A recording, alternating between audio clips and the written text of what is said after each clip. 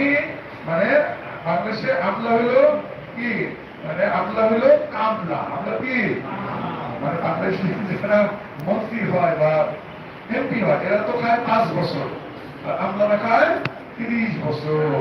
দেশের যে দুরবস্থা, আমলারাই আসল। মানে আচ্ছা, এখন তো আমি টার্গেট করছি সবাই একটু দোয়া করবেন, দোয়া করে শুনে নাও কিসের দোয়া।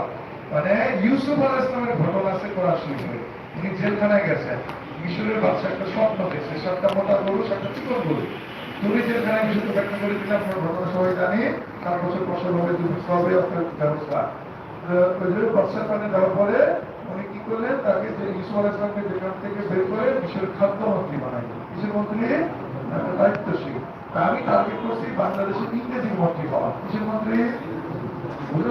শিক্ষামন্ত্রী না, শিক্ষামন্ত্রী বেশি পেশা আলো, তার এই বেতন